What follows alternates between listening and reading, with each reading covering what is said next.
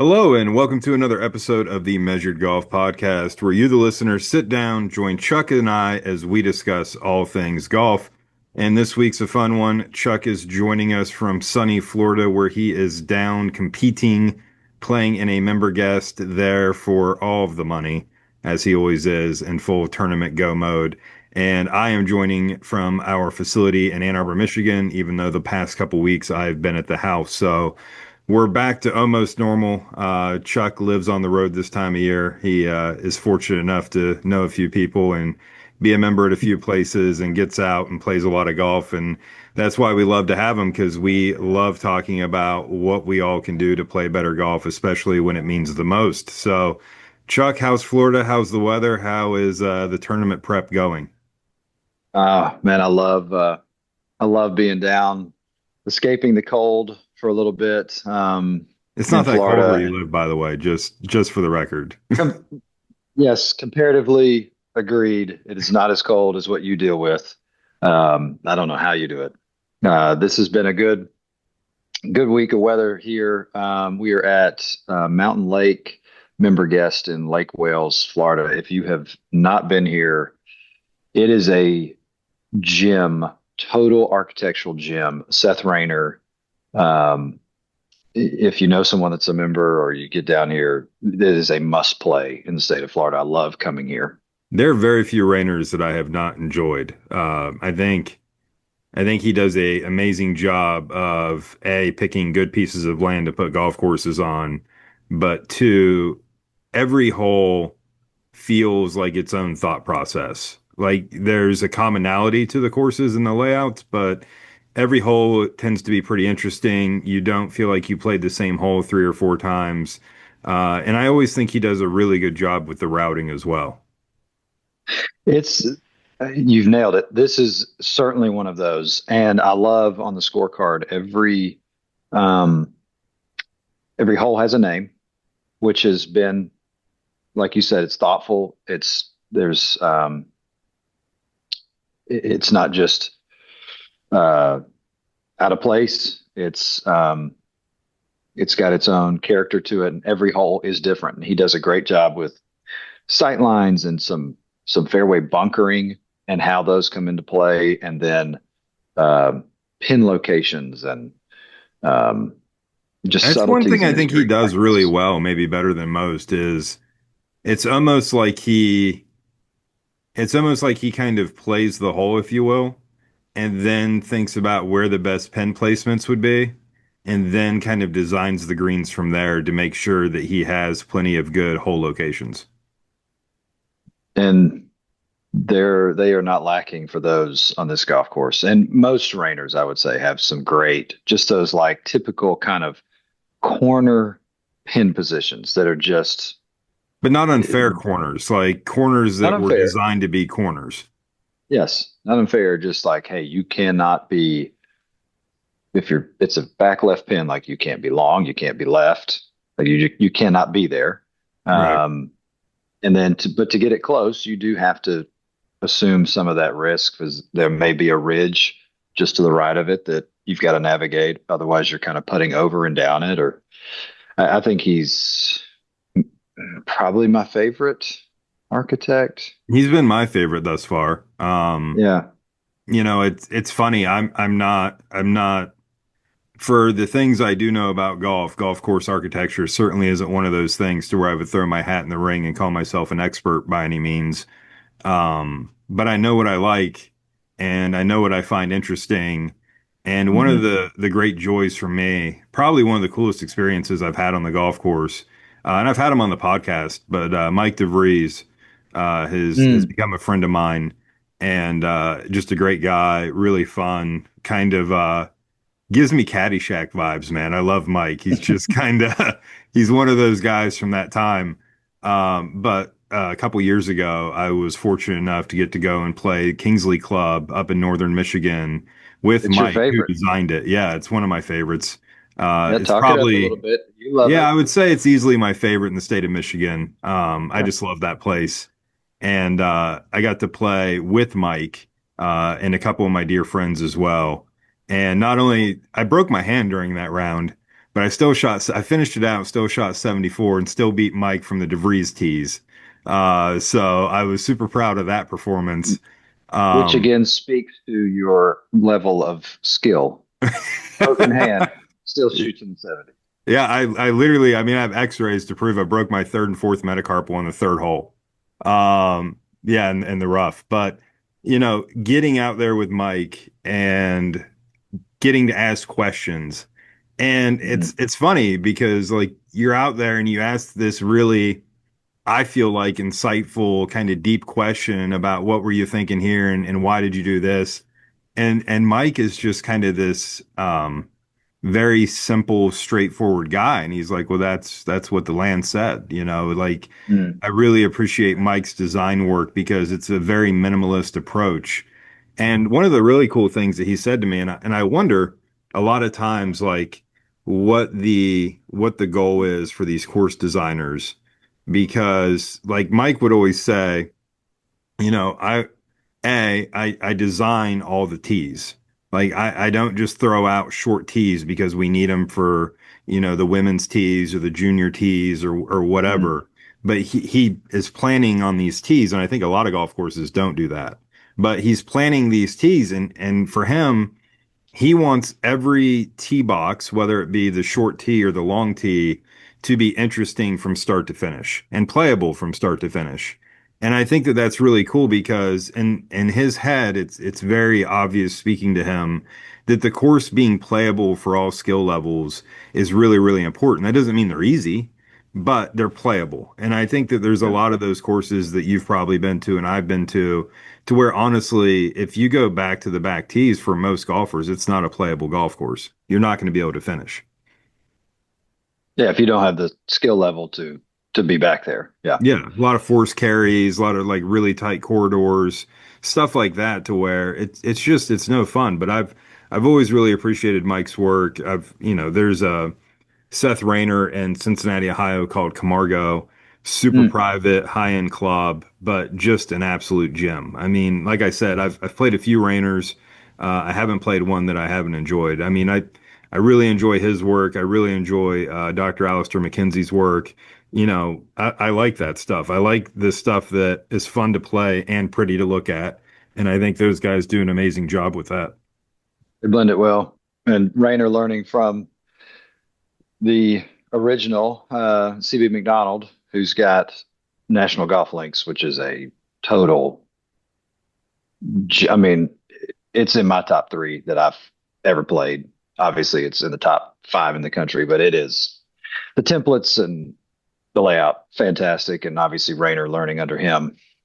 Um, but I think an easy segue into the mind of Coach Michael Dutro is that we're in March. We just had the players. People are starting to get excited about golf.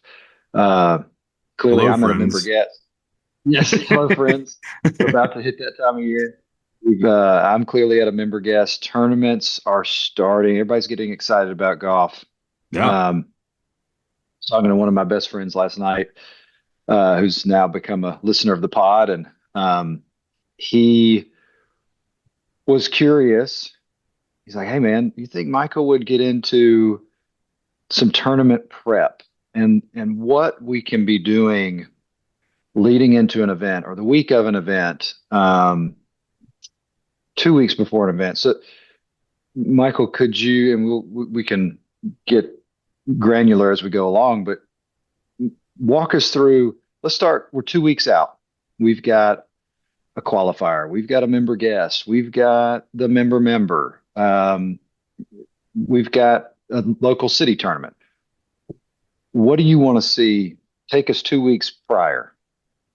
What do you want to Yeah. start seeing in that I want time? to see people, let's say 2 weeks out.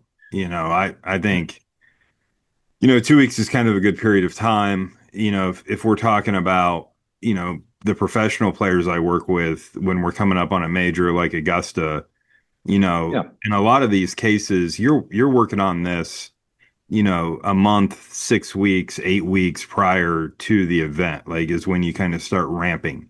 But for the normal person out there who's playing a member guest, who's playing in qualifiers, who's just kind of doing the club level or the amateur level stuff, I think 2 weeks is kind of a good period of time to really start looking at things. But to keep it kind of simple, I think we got to start transitioning from the golf skills to the human skills. And, I think it's a really good time to really start taking care of your body. Hmm. A lot of golfers, really kind of overestimate the amount of sleep that you need to perform at a high level consistently. Hydration levels, I think, are really important. I know, it's a different period of time now, and I know if you look at like Anheuser-Busch's stock, it's not as good as it used to be because people aren't drinking as much and things like that. But if you've ever worn a Whoop, you will figure out pretty quickly that when you drink, it is not good for the recovery. It's not good for the sleep. And I think, it's not a bad time to, start cutting down on the booze after work or the booze on the weekends. It's not a bad time to start trying to get to bed at a little earlier time, and really kind of start taking care of the body and getting the body prepared to play at its best. But, what I tend to see that doesn't work well is people start trying to take it serious 2 weeks out and they Hmm. start Yep. practicing more and they start, oh, I better go take a golf lesson. And, it's like they're kind of like that kid in the hallway sitting outside of a class in college that right before the class, they got the textbook open and they're trying to read the material. And it's like, dude, it's too late. Yeah. You can't really cram for golf the way maybe you could cram for an exam. So I think that the mistake that so many people make is that they actually start working harder than they have been and they start kind of quote unquote burning the candle at both ends. And then by the time they actually get to the tournament, they're just exhausted and fatigued and burnt out. And then obviously that shows up in the scores. So I think 2 weeks out is a really good time to start that transition from, hey, I'm working on these golf skills. I'm working on my golf swing. Maybe I've put in a new technique for chipping or putting. Okay, cool. Well, now we got to go from kind of this thinking and exploring and working on the golf skill mentality to where we just start owning this. And I think, getting away from the practice tee a little bit and putting it onto the golf course if you can, playing more golf, and trying to get high quality reps, I think is really, really good. But the idea that we're trying to change things or fine tune things leading up, I just don't know how much of that's really going to be useful for most people. A lot to unpack there. Great info. I'm a Whoop wearer, and it was amazing to me when I started wearing it. You're saying, when I would have heard you say, but prior to wearing Whoop, I'd heard you say, "Oh, you need to cut out the drinking." It's like, okay, well, it's two drinks instead of four drinks at the, opening ceremony party of something or whatever. But no, it's like the two drinks are going to kill your recovery. It is going to plummet. Um, and I think that 3 or 4 years ago was an eye opener for me of, wow, okay, so if I have a 2 day event or a 3 day event and I had 3 or 4 drinks the night before, well, no wonder I feel just that much off the next Yeah, day. And it's 100%. your recovery's plummeted. Your sleep's not as good. So and you're right. You cannot be cramming. So let's look at it from a perspective of the player that pretty consistent with their practice. They've been putting in the work. In that 2 weeks leading up, you're talking about getting some high quality reps on the golf course. Would you be spending, and it's the guy that's not, not changing his technique, just dialing it in. Are you spending more time playing than you are practicing? Or if you are practicing, what would be some things you would do to simulate the types of situations you're going to see at the event? The big thing I like to do is, I think when you're working on, like, let's just say putting, right? A lot of people go to the putting green. I got to work on my putting. I got an event coming up. and they go out there and they've got, three, four, five golf balls with them. I think 2 weeks out, we get rid of the extra golf balls and we have one golf ball. We're And putting the pressure on them. yeah, Like the outcome is 100%. now Right. pressure. Yeah. And it's really about, you know, when I say high quality rep, I think the big thing that people mistake is, I want the full routine on every single thing you do. So I want your full putting routine. If you're chipping, I want your full chipping routine. If you're hitting a full shot, we're picking a target, we're figuring out the distance. What club is this? And just getting more accustomed to what are we going to do when we go play in this event, and how do we start kind of practicing that routine? Because one thing that I've learned, Which means reps go down and the process and the higher quality goes up. yeah, 100%. One thing that I would say that I learned, and I have played my fair share of professional events, and high-end amateur events and things like that. But one thing I kind of learned is, it doesn't matter who you are as a golfer. It doesn't matter how mentally, quote unquote, tough you are. Nervousness is going to find us on the golf course. We're going to have moments of discomfort, moments of being nervous, moments of being excited. And that's a big thing for me is labeling things correctly. Just about every junior golfer that I work with, their parents tell me how nervous they are before they tee off. And I tell the parents, I go, I think you're mislabeling that. And they go, what do you mean? And I go, well, you're nervous because you're out of control. And now you have to watch little Timmy go out there and do his thing. You're nervous because you're out of control. But little Timmy likely is just excited. And excited and nervous feel very similar to us as human beings. But Right. the connotation between the word excited and nervous is completely different. So I think it's really important that, we recognize that even though it does feel like nervousness, sometimes it's just excited. But whether it is excited or nervous or whatever you choose to call it, I think the big thing you have to realize is that's totally a normal human reaction to having expectations and being kind of tied to the outcomes, which we are when we play in tournaments and these events. So at the end of the day, what I kind of learned through kind of failing a lot with not dealing very well with these feelings and these emotions is that the only Superman cape that I ever learned that would protect me and help me through these things was my process. And it's really important that people understand this, I feel like. And I think if you go and talk to any of the sports psychologists or any of the mental performance coaches, they talk about this a lot. But if we know what our process is, if we have it stone cold dead and can repeat it and know how it works, and look, when I say process, I mean we know exactly what we're going to do. So we start exactly 3 paces behind the golf ball. It takes us exactly 3 paces to get to the golf ball. We know the exact routine. And literally, when you do this well and you practice this a lot, the amount of time from when you're standing behind the ball to when the ball takes off gets very consistent. So when we kind of practice this routine and get good at this routine, that's your Superman cape. And now instead of being worried about the outcome and, oh my God, like this is a tough shot and it's over this water and I don't want to hit it in the water. Instead of thinking that way and being outcome based, now we can be process based, and we need to tell ourselves. And if you're lucky enough to have a caddy, this is a great thing to tell your caddy before you tee off to remind you, but just stick to the process.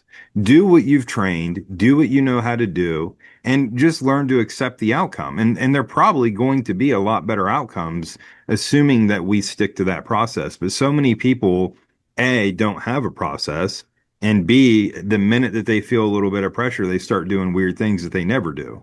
So I think it's Yeah. really, really important. And I think you see this in other sports. You see guys go to the free throw line. They do the same thing every single time. You see guys, at the line in football, the quarterbacks, they're breaking down information in a process. Like this is how people get good at dealing with pressure.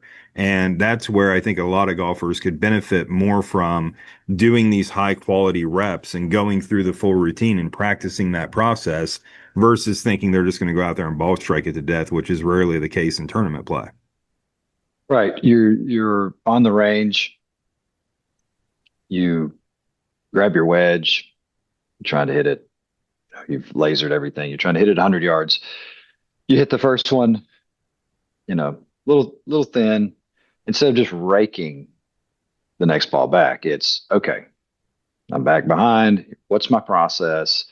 Visualize everything I'm doing that I would be doing if I were hitting 100-yard shot on the second hole of the event or whatever.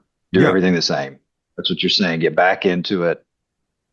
Take the take it all in as you would if you're playing. Yeah. And I think, going back to the original question of like 2 weeks out, I think when you go to the driving range, if that's your particular situation, we go from buying the large bucket to the small bucket, right? And it should take you just as much time to hit that small bucket as it does that large bucket.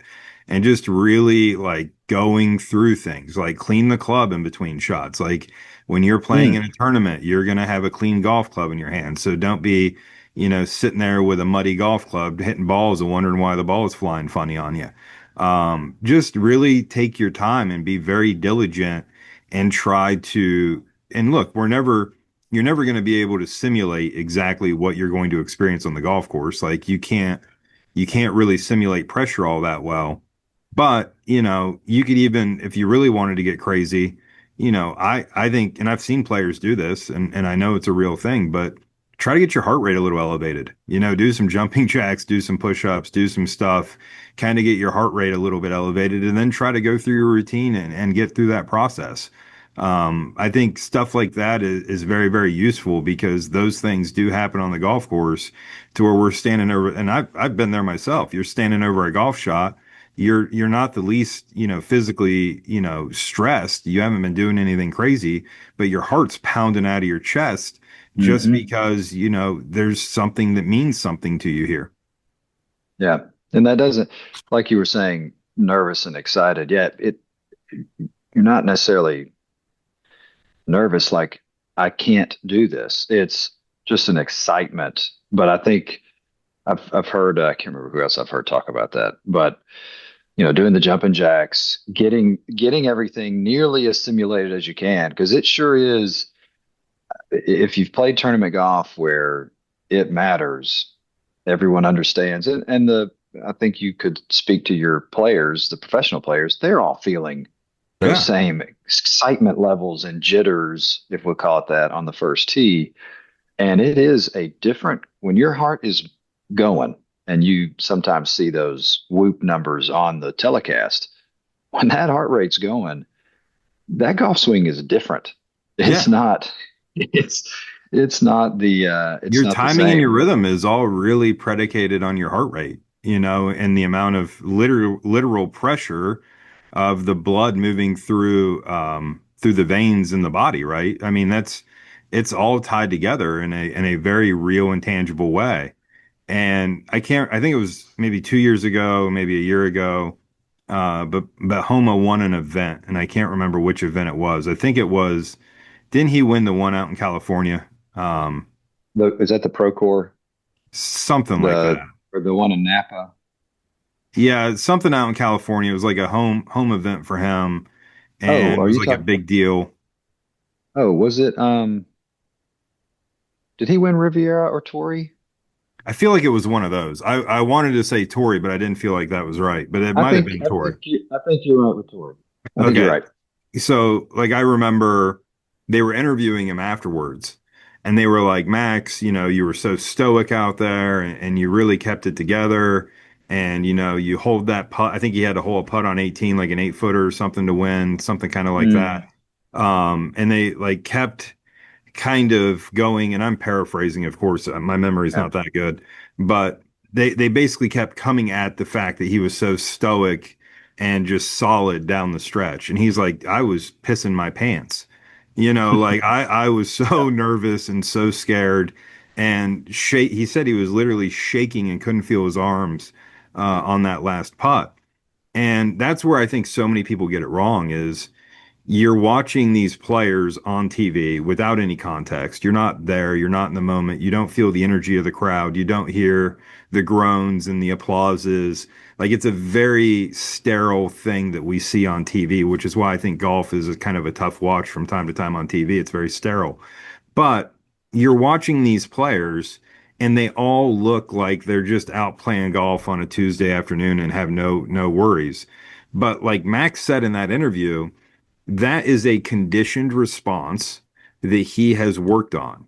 And yes, he is trying to stay in the process. He is trying to stay present. He is trying to do these things. And his outward appearance, what we see on the TV, is this very stoic figure who has no emotion because everybody thinks that's the way because that's how Tiger did it. But internally, and Tiger probably wouldn't admit to this, and I don't think I've heard him talk about this too much. Internally, dude, people get excited, people get wound up, people get nervous. And the ability of, hey, I've been here, I know this feeling, and this is how I want to react to that feeling is key. And going back to the sports psychologist and the mental performance coaches, that's what they work on is what do you want to look like on the golf course? How do you want to present yourself on the golf course? And we're trying to create this image of calm when in reality, internally, we're anything but calm.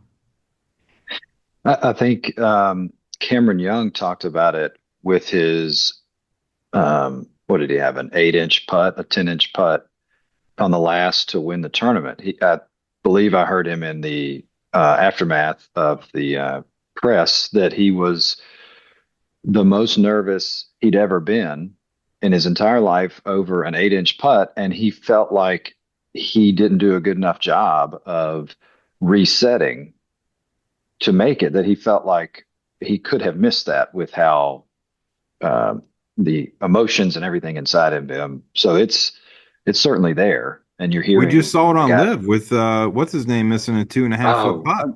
you're right. Is it David Lee? Is that his name?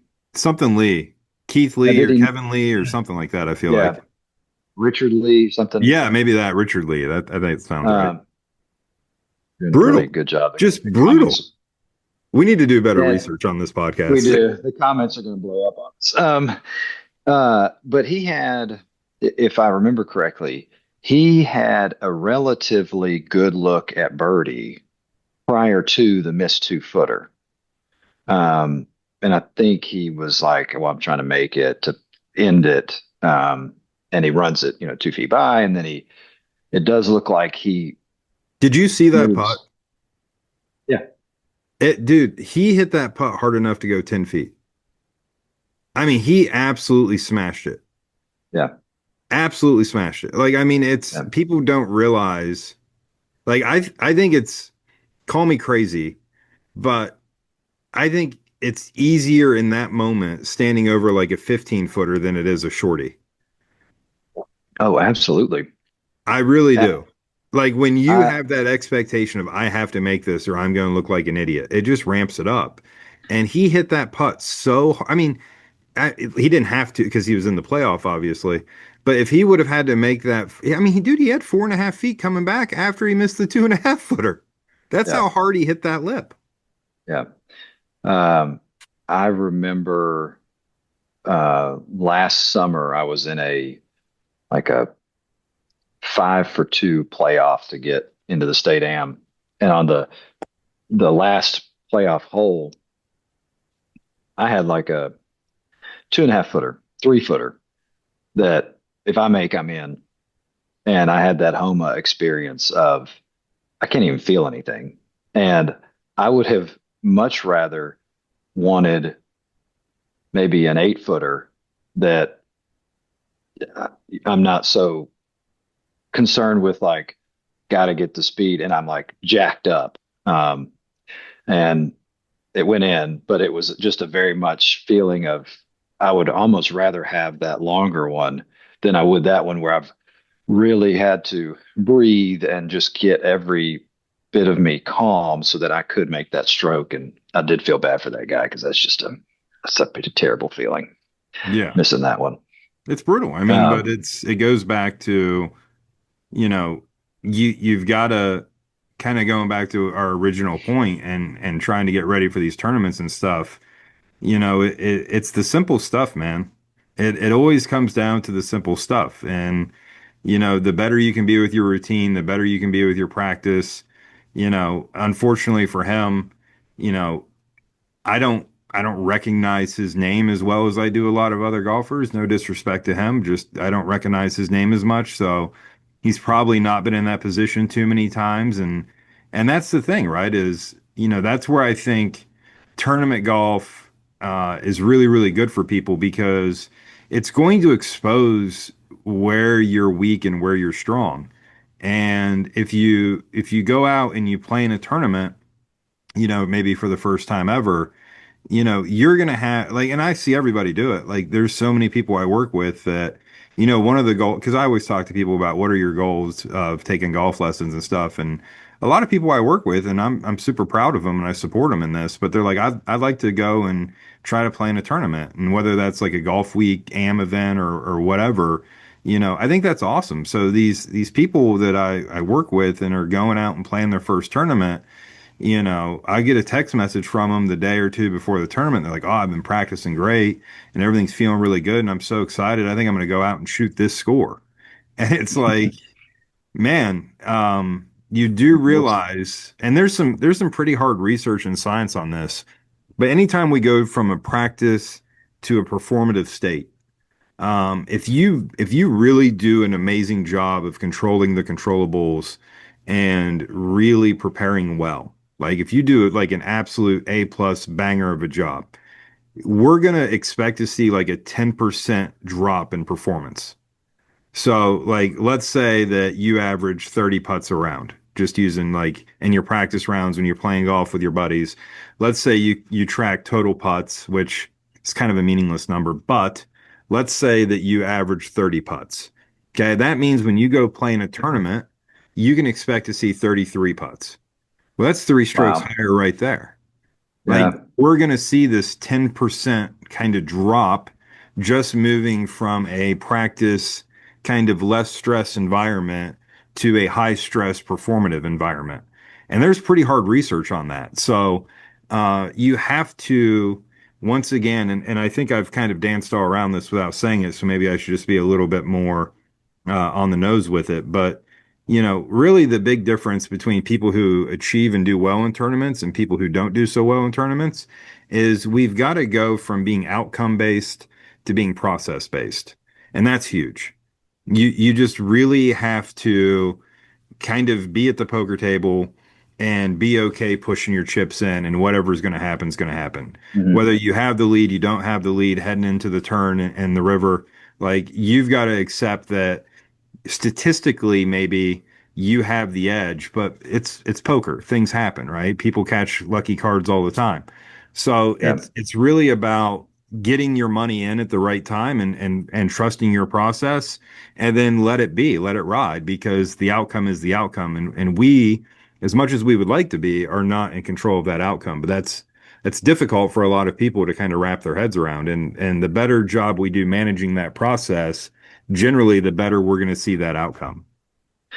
So hopefully that's insightful for the listeners because I had not heard that or knew that there was research done showing the expected decline of performance um, going from a practice state to performative state. And when you put it in those terms, that if you've got 30 putts and you should expect 33, that's really reframing a mindset. And so that would be something leading in to the tournament that if you can keep reframing it that, hey, it's expected for this to have a bit of a drop off so that it isn't that, oh my gosh, I just three putted on the first hole and it's this, oh, well, I never do that. It's not this shock to the system. Like, and kind of what you're saying, all right, we've got to accept that and move on uh, and get up off the mat The rather odds than that you shoot your career best in a tournament round are pretty low, right? Like yes. the chances of that happening, I've only seen it happen one time in my entire career. Um, and it's funny. I've got a really good college player that I've worked with for a long time. I've taken him through high school, now into college. He does not have aspirations of playing professional golf. which is a bit of a bummer, but he is going to do just fine in finance and probably make a lot more money. So I'm okay with his life decisions. But we played, or he played in a tournament this past summer, and I feel like, as the coach, and I've talked to you about this off air, but I'm drinking the Kool-Aid harder than anybody, and I believe in my people, and I'm a big over the wall with people. So not just in the trenches with them, but I'm going over the wall. And I've always felt like this player had more in him, and really had a gear that he hadn't even explored yet. And we go out and we get to the range and we're warming up a little bit. And Were you caddying for him? I was caddying for him. Yeah, I carried the bag, like no push cart buggy. Like no, I'm carrying the bag. We're gonna go out here, and I told him, I said, hey man, warm up however you warm up. And I was literally there on kind of a fact-finding mission and just kind of like looking at his processes and kind of what he would do. And I wasn't really prompting him into how to warm up or anything like that. But once he kind of got done warming up and we were getting ready to go, I said, hey, here's the rules today. You're my quarterback and I'm the coach, period. I'm calling the plays and we're going to get this done. Like, we're going to go out here and we're going to play golf today. And literally, I want you to only worry about your process and let me handle the decision making. Right. Wow. And he bought into that. I think he was very comfortable with that. I think, honestly, it really freed him up. And he shot 64, which was his all-time low Wow. in this tournament. Unfortunately, somebody else shot 60 in the same round. And it's kind of amazing shooting Goodness 64 and walking gracious. off and getting boat raced a bit. But at the same time, like, we came off that and debriefed because it was a 36 hole. He ended up shooting, I think, 68 the second round or 69 the second round, finished second. The gentleman that shot 60 followed it up with like a 68, so he was going to be tough to catch. But at the same time, like when we were debriefing, he's like, "Man, just today was so easy, and it just felt stress free." And part of that is because I had taken a big part of the workload away from him Yeah. and done all of the decision making for him. But I truly believe what really made it better for him was his ability just to lock in on his process and go through the process every time. And Hmm. and literally before every shot he hit the entire day, I would look just like a tour caddy out there and I would be right next to him and I would say, "Hey, two things." Right before he went, stick to the process and you can do this. And just that, getting him to do what he knows how to do and can do rolling out of the bed in the morning just really allowed him to kind of free up and play golf. And it's pretty amazing stuff, but it's the only time I've ever seen a player shoot their career best in a tournament round. Wow. That had to be fun to watch. It was The very fun. level. Yeah, that had to be fun to watch. So we've got the the ingredients that we've got so far from you leading up to a tournament. We've got or the things to do is taking care of the body, some good mental framing of what our expectations are.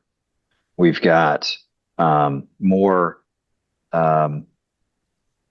what's the word I'm looking for as far as practice goes, intentional, better intentional practice of one ball process.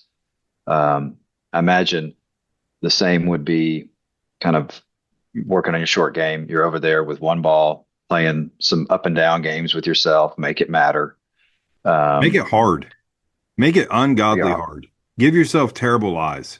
Like that's the thing that drives me nuts is so many people that go, A, people don't go to the short game area, but B, when they do go to the short game area, they like have a perfect lie every time. Mhm. And as you know, after playing a lot of golf, as I know after playing a lot of golf, it's funny when you play in tournaments like especially if you're playing a tournament somewhere that you know and you play at a lot, you'd be amazed at how many times you find some new spots you didn't even know existed. Like that happens a lot. And then it's amazing how often you just find a bad lie. And I know, that probably doesn't happen to you as much because the course that you're at is such high quality, but you still find weird, awkward, bad lies.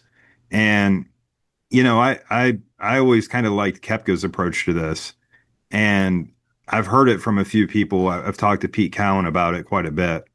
But Brooks practices in such a maniacal way, and he makes it so hard. And he does a lot of like worst ball stuff, and that's a great game to Mhm. play leading into a tournament too, where you hit two balls every time and you play the worst one every time. Like that's a great way Yeah. to get ready. But Brooks would make it so maniacal and so hard on himself that when he got to the tournament, it felt easy. Like this is way easier than what I normally do. And when Yeah. it starts feeling easy, then all of a sudden you're freed up and can kind of do some things. But, when you do go to that short game area, give yourself some bad lies in the bunker. Give yourself a couple fried like we don't encounter fried eggs a lot. Like maybe that's something that the listeners never experienced in their life before. Well, the last thing you want to do is have a fried egg in a bunker in a tournament that you've never dealt with before. And now what It's do not I a do? fun feeling. Right. It's not fun when Right. you're there for that. So, like, give yourself that in practice. Put some balls up against the lip, and what would you do to get out of here? And Hmm. maybe get on one leg in a bunker. And look, I'm not saying you need to devote a ton of time to this, but at least have a little bit of experience with these things, to where if you do encounter them, you have an idea of like what you might try to do and what you've seen work before. So I definitely like the go the deep rough when you're chipping and pitching. Don't just, pitch out of the fairway mown stuff. Get off the collars of the green and just like make it hard. Give yourself, I think the one that people don't practice enough is close to the hole, in terms of like chipping and pitching. Like, hey, I only need to fly this golf ball 2 or 3 yards. I never see Yeah. anybody practice. They want to practice the 40 yarder, but they don't want to practice the 4 yarder. Yeah. That stuff is going to be very appropriate to practice because you're likely to see a lot of that when you're playing out there in tournaments. I think you were telling me a story. You were with one of your players at a major. I think it was a major, definitely a professional event, and you had asked them if they had spent any time. I can't remember if it was a bunker shot or something. There was a certain shot that you thought you might. There is a chance we see this week, and they had not done that. And I think you said they spent maybe 10 minutes doing it, but just to get acquainted with. Um, I think maybe it was the British. It was It like was the something British like, Open. I know what yeah. you're talking about. So Yeah. so tell the story. Just that you spent a little bit of time just to experience it, so that it wasn't a freak out moment when it happens in real time and under the gun. Yeah, it was at Hoy Lake, and I believe it was 17, the par three. And I mean, it's not that it's a short par three relative to tour standards, but very slopey, severe green. Obviously, at the Open, the weather can be quite extreme, and the bunkering around this hole was just god awful. I mean, just the stuff nightmares are made of. And, the player I was with is a phenomenal short game player, probably, I think, statistically top 10 all time and good from anywhere around a green. But, generally, because we know that about this player, we don't spend as much time on those things because this player is very, very good at that.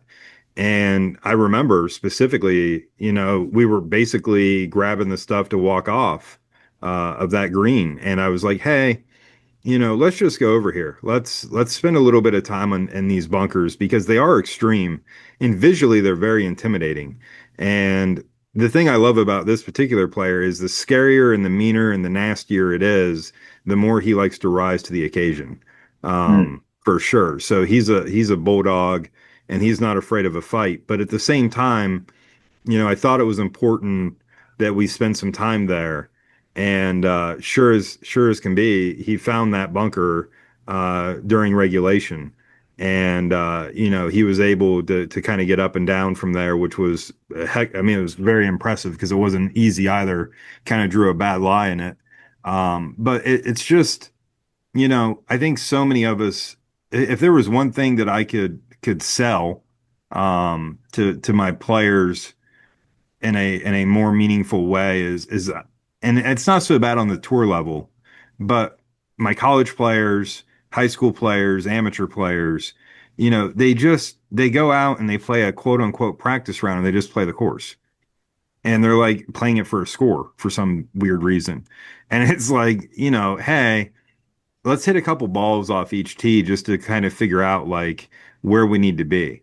Let's, hit a couple extra shots into the screen to like and pretend the pen's over here or pretend the pen and kind of get a feel for these things. And then, green complexes are green complexes, but they all kind of have their little tricks. So I think, putting some across the green and getting a good feel for the breaks. I think chipping from some like dead areas and kind of figuring out like, oh, if I hit it here, even though the pin may be here, I'm gonna have to play away from this thing because if I go anywhere near that, I'm risking, whatever the Mhm. situation is. But I really think that the thing that drives me the craziest with practice rounds is, and I've experienced this a lot, and going back to the player I alluded to earlier, super good player, but like in his book, they get a yardage book when they go to these college tournaments, some of them, and like he'll put driver. And like I've been with him and I open up the book and it says driver and I go, "What's this mean?" And he's like, "Well, coach, it means I hit driver here." And I go, "Well, yeah, but what was the wind when you hit driver in the practice round?" Uh, I don't know. And I'm like, so this is useless. So I want to know how far yardage you can hit it off this tee. Because depending on the wind, now all of a sudden your driver may go 15, 20 yards farther and now it runs through the fairway. Or now all of a Mhm. sudden, because it's into the wind, it doesn't fly that carry that was so easy yesterday when there wasn't any wind. So I think the big thing that you got to get players to do is to really map out the golf course. And I think Scott Fawcett from Decade Golf talks about this a lot, but getting numbers in the book versus clubs in the book is huge because the clubs are going to change day to day based off the elements, which are ever changing. So I think really going through and doing your due diligence and like, noting, hey, to that big tree out there at the end of the fairway is 295. Okay, cool. Well, I can hit it right at that in these conditions. But if it's downwind, I can't hit driver at that tree because I'm going to be right underneath the thing. Yeah. So it's really important that I think people put numbers in the book and then really do their best. The one thing that people can do that's like cheating, I think, is pull up the weather, the morning of the event and look and get Hmm. a like sense for what the wind is going to be that day. Now you're going to have to kind of develop some feel for what it actually is in the moment. But if you know, like they're expecting a 15 to 20 mile an hour wind that day, that's really useful information to know when you get out there because most of the people that I've spent time with on the golf course drastically underestimate the wind. This is kind of off topic, but since you're talking about the wind, because that is a unique thing you deal with, and that is something leading up to an event, it's difficult to practice for wind because where you're hitting, you may not the range may not be directly into the wind or downwind, or it may not be the type of wind you're going to see. Do you what kind of what do you suggest? Let's say let's start with an into the wind shot. Do you like to see and there's that like light wind that you can still hit your high ball. Like, hey, I'm just going to take half an extra club, or I'm going to take an extra club. I'm still hitting my ball up in the air, high. I want the wind to hit it. But it's not going to really affect it too much. It's just going to slow it down a little bit. There's the wind that's different. That's like, okay, this thing's howling, or this is like two clubs worth of wind.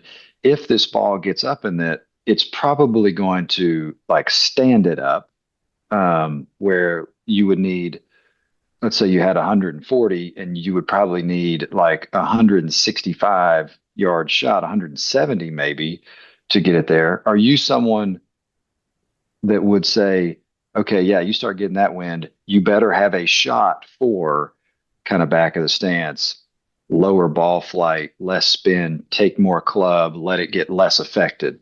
Where do you fall in that? I'm kind of a play it by the numbers, right? So meaning that for me, like you were saying, if you have that wind that's pretty heavy and pretty severe into you, it's like, okay, well let's figure out the actual yardage first, right? So if Mhm. it's that 140, 145, and we figure out that, it's a plus 30 wind or whatever the case may be. It's like, okay, this is 175 yards. Cool. Okay, well, what's the 175-yard club that's going to, get to the fat of the green here? That's kind of, Mhm. we're playing to the fat of that green, right? To kind of steal from Scott Fawcett a bit.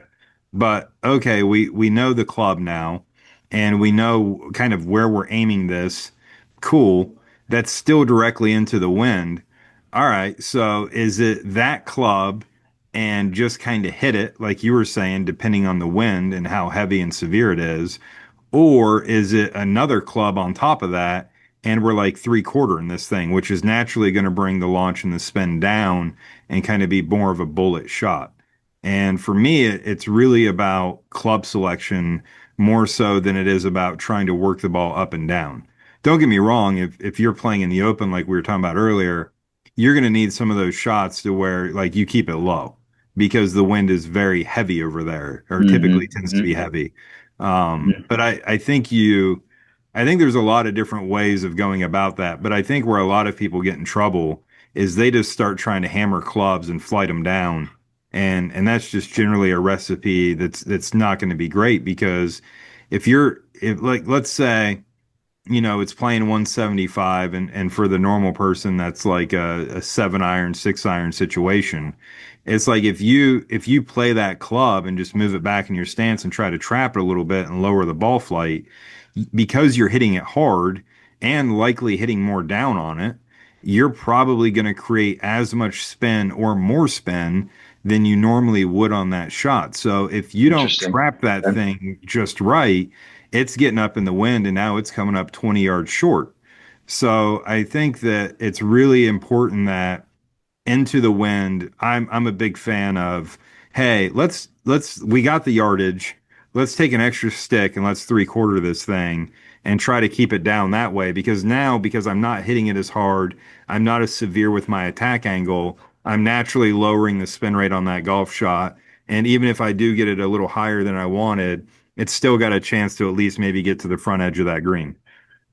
So you're not really changing ball position much. You're just kind of changing the intent of the swing and going up in club, but you're not changing the ball position to try and trap something or really like bring this thing down.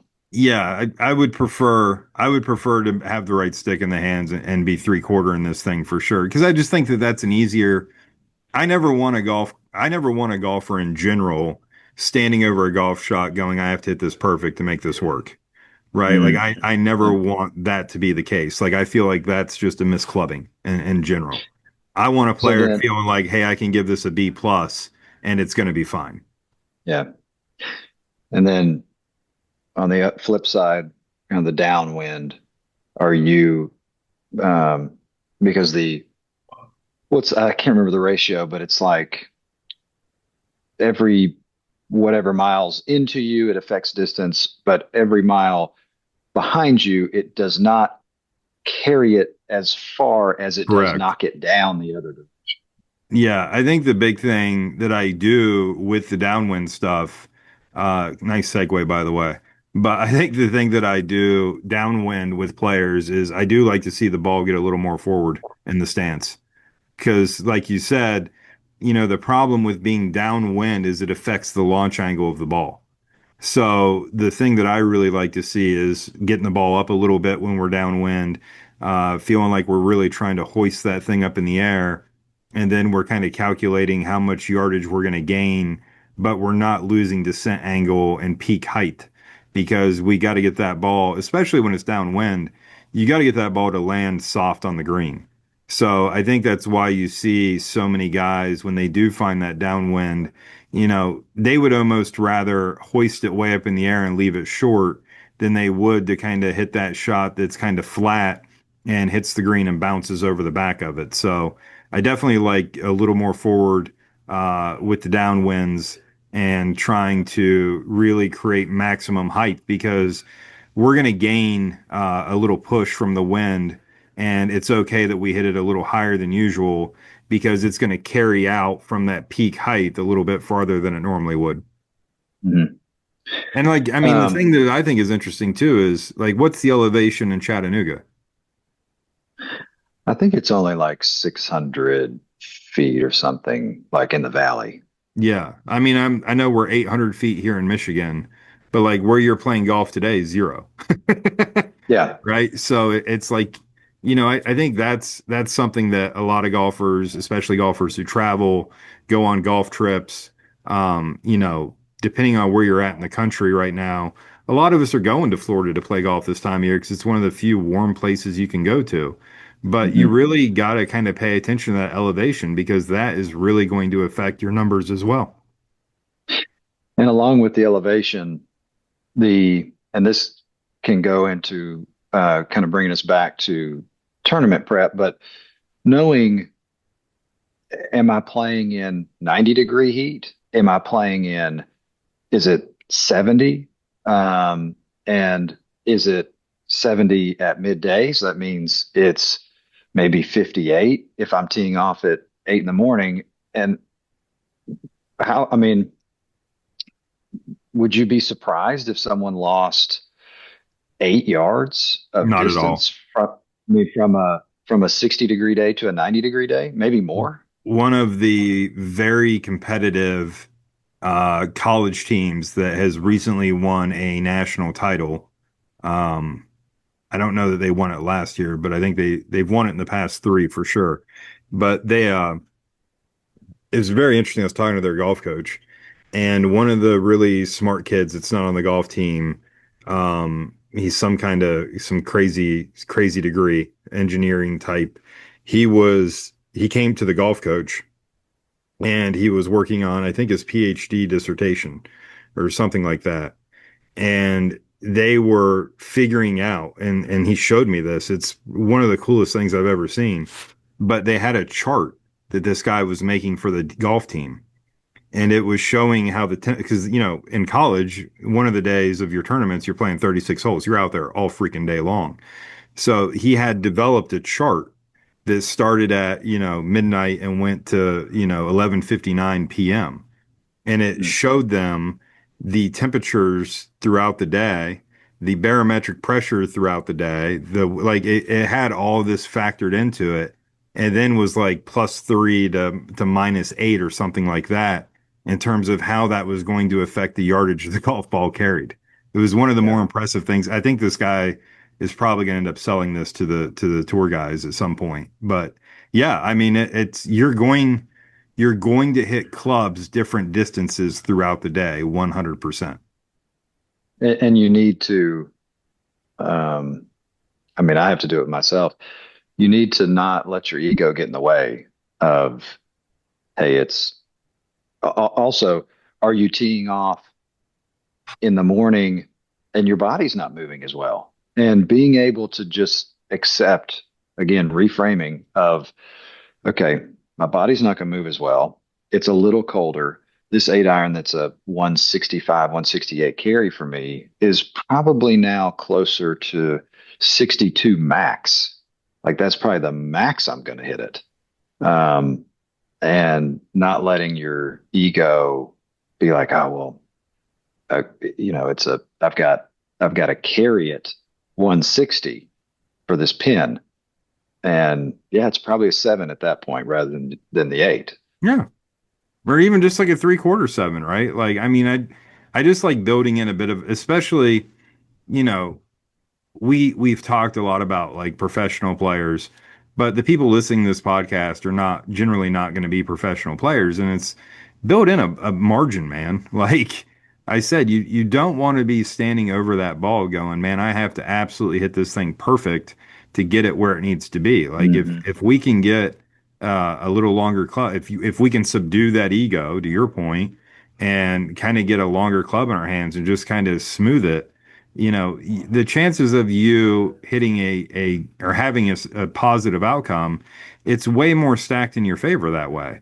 The chances that, like you were saying, you go from that max 8 to, a 3/4 7. If you make that 3/4 7 swing, like the chances of that thing going over the green are pretty limited, I feel like.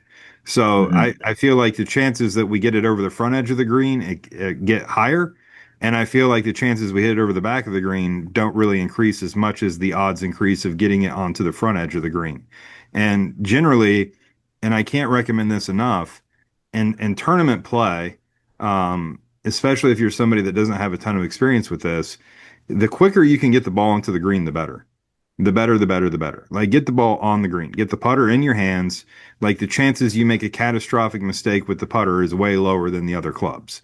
So get the ball on the green as quickly as possible and make your peace with it. And if you do hit that one, 20 feet past the pin, great. Like there's nothing wrong with 20 feet. And I think the problem for so many golfers is we all watch golf on TV and we see these guys just flagging it, flagging it, flagging it. But that is a made for TV show, and they only Hmm. show you those shots. And I thought it was really interesting. Akshay Bhatia, he's got a quote that's kind of floating out there on the internet right now that Scott Fawcett's all about. But he's like, I accidentally hit it close to the hole. Hmm. Like, like he's not, and I think it's true for a lot of these players, man. Like they're not aiming at that pin. Rather, they are aiming at the correct place relative to where things are around the green. And you know what? I push it, I pull it a little bit, and it winds up close to the pin. But those guys aren't just sitting there licking their chops, looking at every pin, going, "Hey, let me flag this thing." Yeah, so that can bring us back to the prep work of we can practice when we are intentionally practicing. Hey, we're hitting our full 8 iron. We're also working on the 3/4 7 for that. Like, all right, I need this shot to be maybe my, hey, the conditions have changed. I need this. This is my safety net to make sure we're getting it on the green, like you're saying. Like, even if it's 20 feet, we're there. We may luck into a birdie, we may make a long one. Um, I mean, I told you and this the the, other day, Augusta on the mind because I'm getting ready to head down there in a couple weeks. But, watching players go up to the trees on the right of 13 and hit shots from there during a mm, practice round. I think that's something that's really under practiced and underutilized. But if you're out there in a practice round for a tournament or a member guest, and there are trouble areas, go put the ball in trouble, like drop one in trouble and hit one out of there. And can you hit that low stinging 7 iron from the pine straw? Like, can you do these things? Kind of like we talked about with going into that bunker and trying that out because we might encounter this. You know, like I said, the chances that you just go out there and ball strike it like a madman in a tournament or a member guest, probably not all that high of a likelihood. So, we tend to find some loose swings. We tend to find some nervous swings. We tend to kind of hit it in some places we wouldn't normally. We got to be prepared for that. And if you're sitting there in the pine straw or you're sitting there, behind the trees or underneath the trees, have you practiced that shot? Have you hit that shot before? Do you have any comfortability with doing that?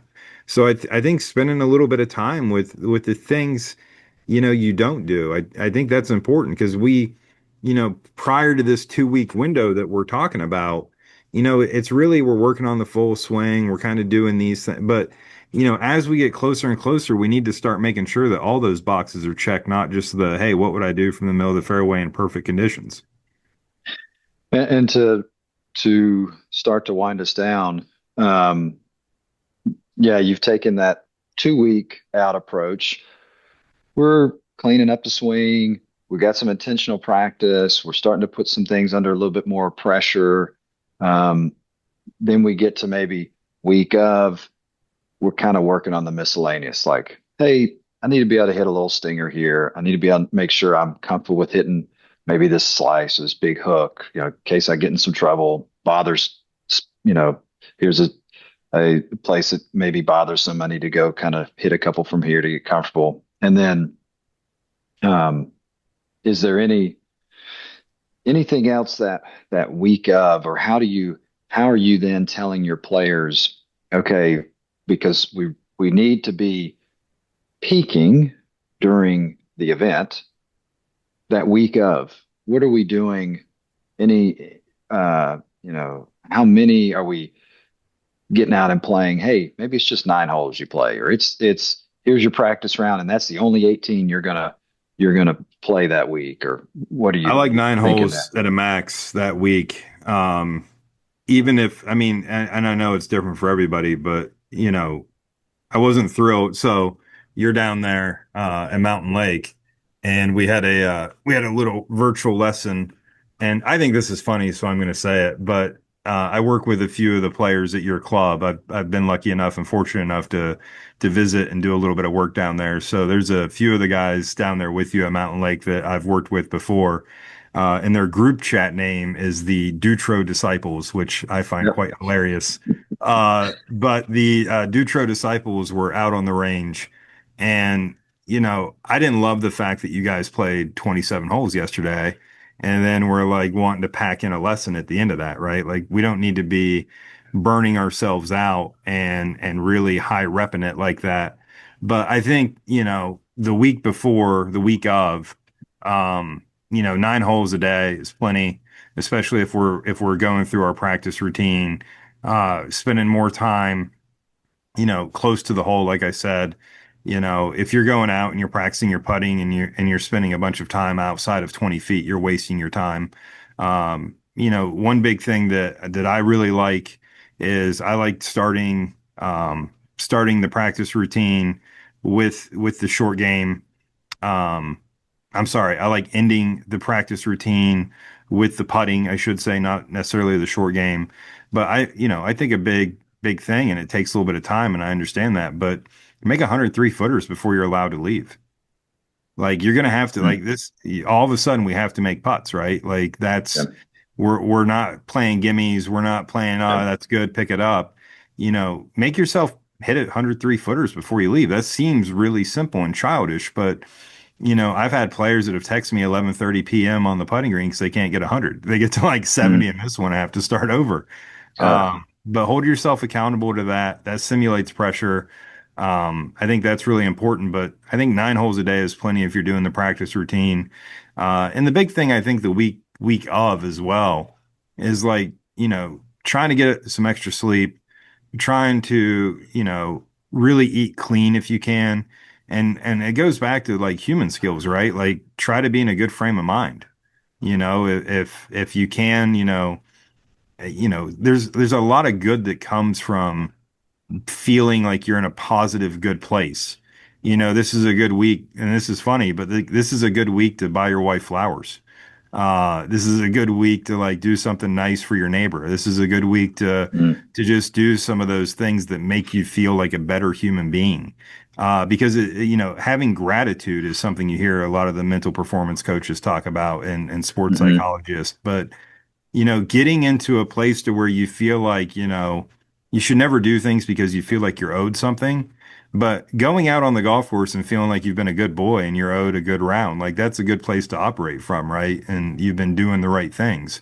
So, I think that stuff is really, really important in terms of getting in the right headspace, getting in the right frame of mind.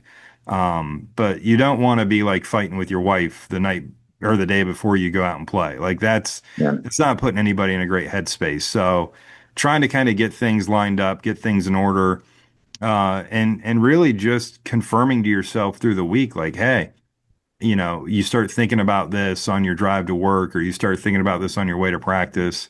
And it's like, hey, I've really been doing a lot of good things. I've really been putting my best foot forward here and really trying to give yourself some of that agency and some of that positive reinforcement that, hey, like I've done what I can do and I'm excited, not nervous. I'm excited to go out Yeah. there and see what my hard work is done for me.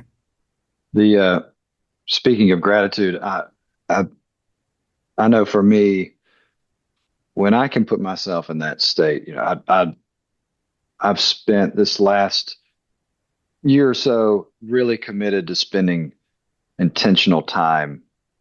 And this may not be for everybody, but spending some intentional time in prayer, of just being grateful and that state of gratitude. And you do feel it really does reshape your mindset when you get on the golf course of, how many people would love to be doing this on a whatever day of the week, or that the worst thing that happened to them that day was a three putt, that's the worst thing that's going to happen to them. There are a lot of people that would gladly trade places with you, and reframing of just, man, I'm grateful and this is awesome. And I think that does help. And to clear something up, I was not the disciple that needed a lesson yesterday. I That was agreed. not me.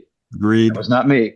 I Agreed. was not a part of that. I was maybe filming for him, but I You was were an not the one excellent receiving it. cameraman. You did sneak in at the end, though. I have full disclosure. You did sneak in for a few swings at the end. But just to check, just see what you thought. And then and but you can't keep me off this golf course down here. Like it's so much fun. I am going to be out there all day, and it may hurt my performance this weekend, but it's an incredible place. And I'm a sicko that likes to just play a lot of golf.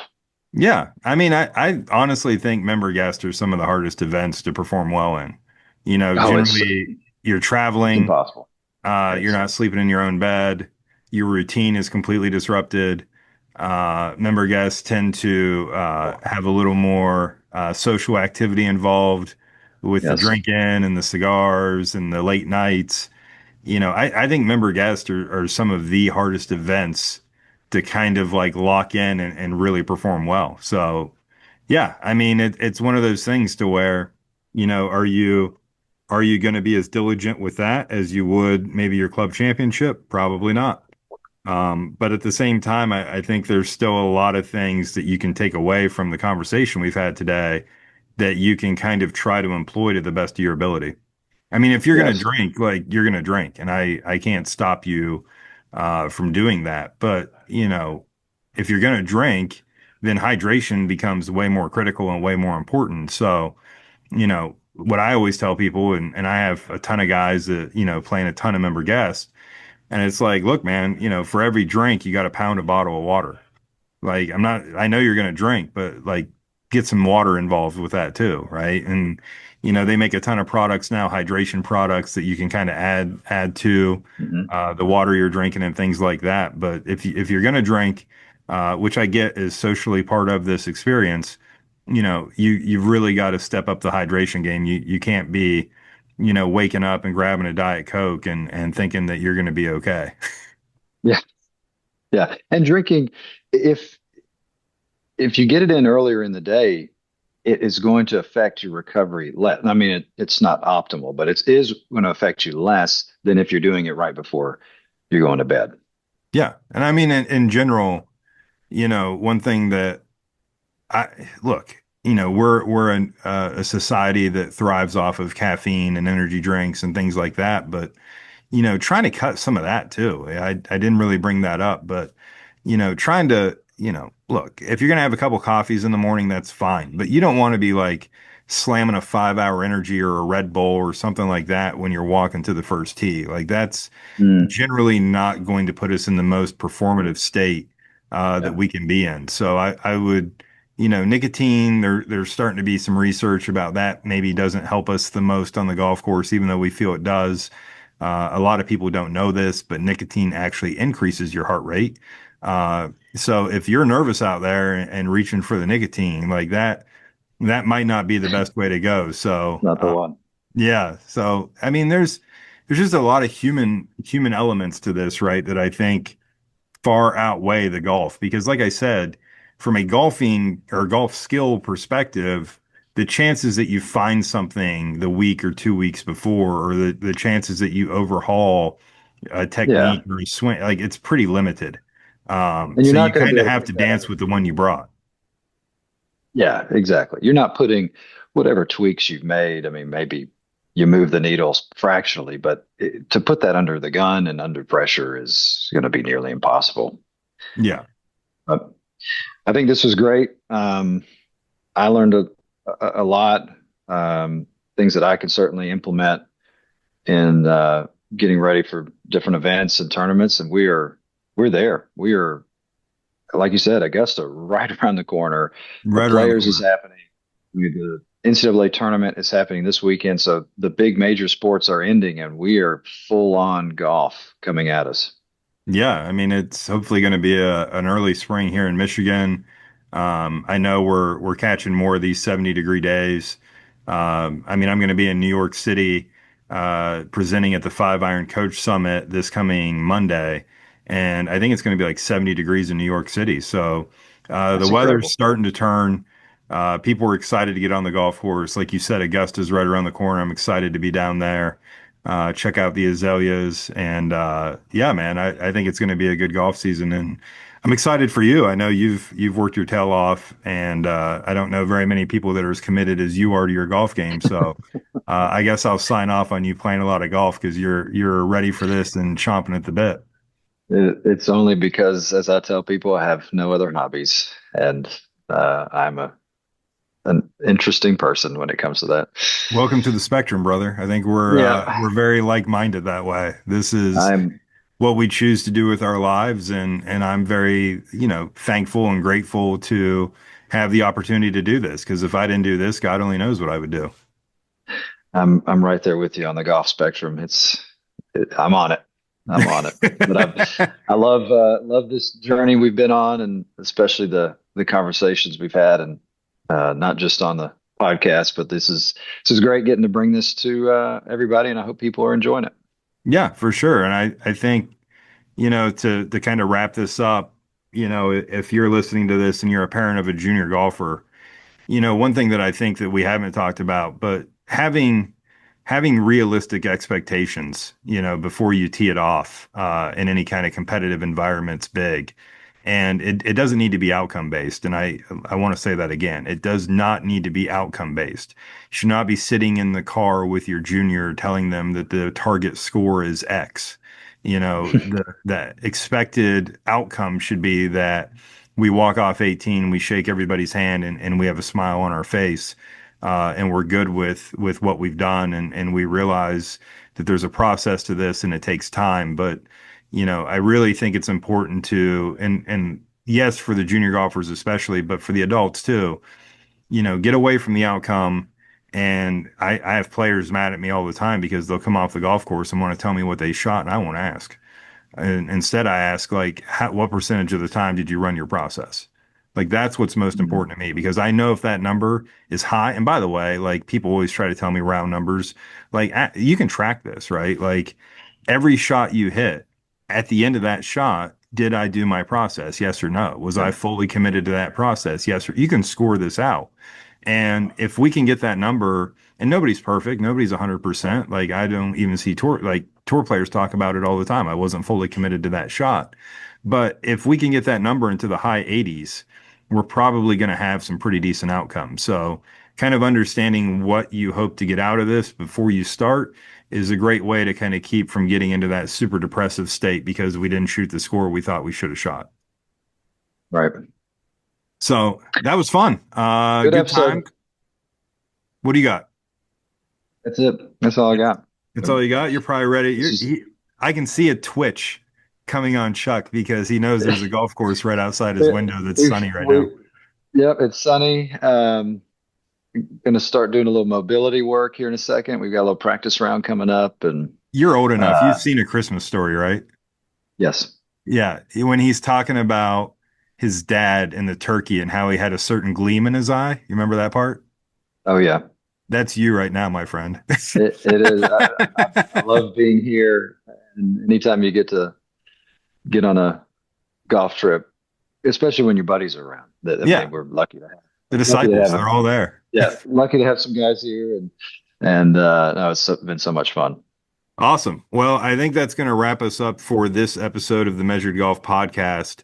If you haven't already, I know there's a lot of people that reach out about this, but there is a video version of this podcast that we do post to our YouTube channel. It goes up on Saturday mornings at 8 a.m., and you can find it by searching Measured Golf on YouTube. If you prefer just to listen to us instead of see us, now you might want to see Chuck. You probably don't want to see me. So if you want to tune me out of this and just listen to us talk, you can do that by downloading the Measured Golf Podcast or subscribing to the Measured Golf Podcast anywhere you download your favorite podcast. And you also can find us on social media by searching Measured Golf on Instagram, or you can find me at the Force Plate Guy on Instagram. And you can also find Chuck at Hudlow. What is it? What is it? 4-2-3. I'd love 423. One of these days, I'm going to remember that. Uh, The and Chattanooga area lastly, code. And lastly, if you can't remember that, you can always head over to the Measured Golf website at measuredgolf.com, and everything is linked up there. So it's been a great episode. Can't thank Chuck enough for joining us, even though he's out of town. I think it's been a good one. And let us know what you think and leave us plenty of comments and feedback. And you never know, if you reach out to one of us, we might actually talk about the things you want to hear about. So it's been All great. right. Thanks so much. And as always, keep grinding.